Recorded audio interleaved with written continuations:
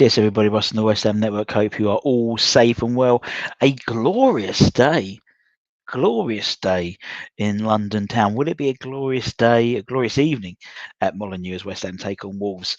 The Premier League is back, baby, and it's live as we have a 2-game week, 3-game week if you're getting your ass along to the under-21s at Rush Green on Friday, 7 p.m. kickoff against Crystal Palace under-21s.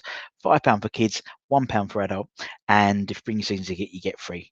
Thursday night, mark your diary. We should have our next My Hammers 11 interview with an ex-player who hasn't been on the channel before. We'll hopefully do that live as well.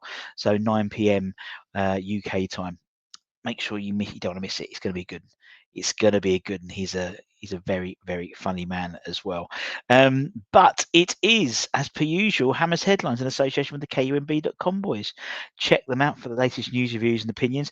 Very interesting story about on the homepage about the club deciding to be the first club in the Premier League to allow adults to be mascots. He says, checking the date. We'll leave it like that, Graham. We'll leave it like that. I was waiting for your one, to be honest. I'm glad it came. But anyway, let's talk about the summer. This morning, I spoke about potential of maybe Kudus potentially being dropped. I know I used the word potential quite a lot. Okay, I know I do. We'll have the starting 11 to show a little bit later on, and I'll give you my thoughts in terms of for what they're worth in terms of the side, and then we'll wait and see what the side is out an hour or so after that, and then we realise it's all bloody wrong. But in the summer, we know there's a massive rebuild, and defence is one area we're looking at. And according to our good friend, ex-WHU employee, Burnley does seem to be a destination for a lot of our potential defensive options, because Burnley they're doing fucking fantastic defensively with Scott Parker's side. We've been linked with James Trafford, the goalkeeper. We're drinking with Maxi Esteve, the centre half, and we've also are apparently linked with CJ Egan Riley of Burnley. The England under-21 international is a very versatile player. Can play centre back, right back, and CDM as well. So very good to have several positions under your belt. He was a product from the Man City academy, and then has played well. He's been part of this Burnley defence, which you can see only 11 goals so far in 39 league games, which is mental. But what makes it more interesting is he's going to be a free transfer in the summer. Well, his contract expires this season. There's been no. I think he did an interview for Burnley. I think that basically he was waiting to see if they get promoted or not before potentially signing a new deal. But there would be there'd be a signing on fee, but no transfer fee if he decided to move elsewhere. So I would assume that Burnley's wages will be relatively low compared to obviously a Premier League side. I know Burnley will probably become Premier League side next season, but still, will he get that bump in pay? Probably not. And if they don't achieve promotion, then he will definitely be moving on. And West Ham are someone who are expected to make a more formal offer to the player in the coming weeks. Obviously, he can't, because he's in the same country, I believe, he can't sign the pre-contract agreements, where if it was some, say, obviously discussions with Jonathan David and things like that, obviously coming from another country. But we'll wait and see. It's also emerged that we spoke, I think it was last week, of the other Burnley defender, Josh Akimimpom, I think his name is, the former Chelsea guy, 6'5", again, can play right back as well. Born and raised in Waltham Forest area, I believe, and I think he represented England at under 20 level, but he can represent Ghana. Obviously, Mohamed Kudus is Ghana, with Potter and Carl McCauley, both from, because obviously their times in Chelsea, and he was at Chelsea at the time on the books within the academy when he was there. So CJ probably more likely, in all honesty, because he's not going to command a fee, whereas Josh, I believe, his contract is to 2028 or 2027, something like that. So there would be a small fee to be paid, and actually he's on Chelsea's books as well. He's only at Burnley on loan, if I'm led to believe, at the time of Recording. Elsewhere, let's talk about Paqueta. Could he be? Could he feature today? Quite possibly tonight. I'd imagine whether that would involve. The way I see it, I can see him or Kudus playing. I can't see both of them playing. If we decide to play Evan Ferguson up front today, which I would be surprised if we don't. But then, to be honest, nothing surprises me at West Ham at the moment. Obviously, he's currently in the third week of his match fixing, spot betting trial hearing, whatever we call it. And over the weekend, it was some sort of piecemeal news about that, according to Claret and Hugh via Sean. A club source has claimed his information in the hearing will run beyond the end of next week, so it could go beyond this week. Although originally it was booked in for 3 weeks, it could go even further. But it's hard to predict when the case might be completed. Equally, they reckon it was hard to predict when any verdict will be published with insiders, suggesting a guilty verdict could be delayed until the end of the season to mitigate any risk of possible lawsuits pending an appeal, which almost definitely would be filed. Similar to the whole Tevez gate. I know it's a different thing, but obviously, the decision was made the decision was made during the season and was allowed to still play.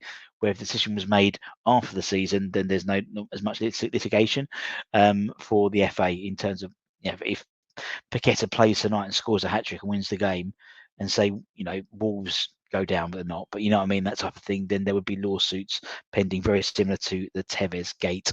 So there is. It's happened before. But according to Paqueta's own legal team, they no official word from them, but what's been revealed via Sean Wheatstone is that they feel that the West Ham player will be acquitted of the match fixing charges due to a lack of direct evidence implicating the client, i.e. Lucas Paqueta. It does seem to be all around him rather than necessarily Lucas himself. I think that's the main thing, but it's probable cause rather than necessarily direct evidence. So the bar for convicting, the bar for a guilty verdict, so to speak, is considerably less than it would be if it was a sort of a legal proceeding. That makes sense. But that could be one of the reasons why it's taken so bloody long to at least get to this, some 18 months after the original allegations, because the lack of direct evidence implicating Lucas Paqueta.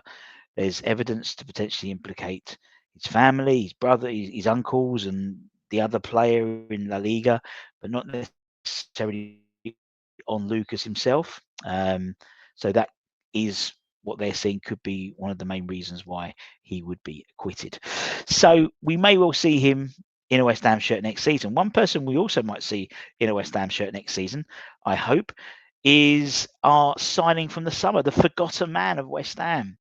It was Andy Irving. Now the forgotten man is Mamadou Kante, who we signed from Paris FC under 19 side, and then we sent him back to Paris FC. As you can see there, he's almost as tall as Kenny Brown, and he's sitting down. Kenny's not like a small bloke. He's an average sized man, but Mamadou is a absolute giant of a person. A towering youngster who is starting to make some headway into the Paris FC first team.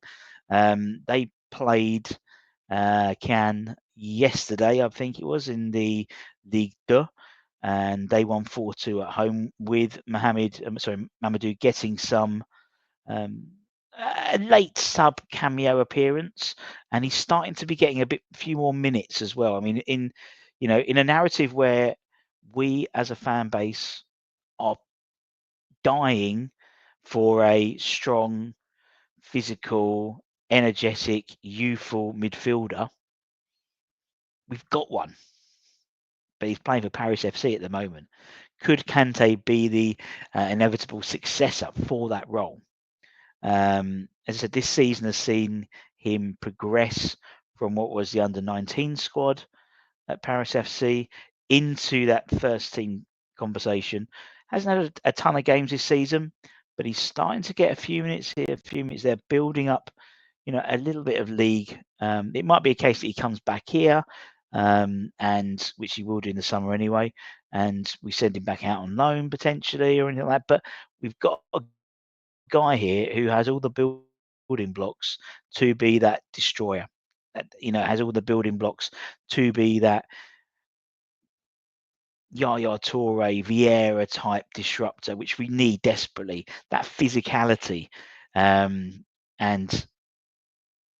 hopefully we'll see what he can offer. Hopefully see what he can offer in pre-season, potentially alongside of Freddie Potts, maybe who Graham Potter spoke yesterday in his press conference about talking about welcoming back in the summer.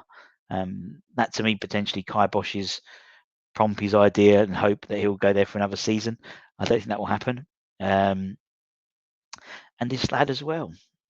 Speaking about the lads, as I said, on Friday we are playing the under 19s. The under 21s are playing Crystal Palace under 21s at Rush Green, 7 p.m. kickoff. Had a few messages in the old YouTube videos from the Academy show saying, "Oh, I'm going down. Hopefully, see you there, Russ. Weather should be nice.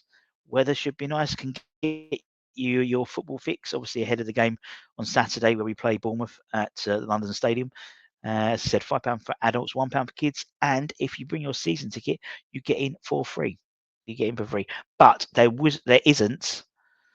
the parking isn't as great as it usually is because they're doing a lot of building work. They're getting rid of the port cabins, or they're building up permanent structures and getting rid of the port cabins as well. So you might have to park elsewhere. But as I said, it should be a good game. Crystal Palace, it should be a decent side as well.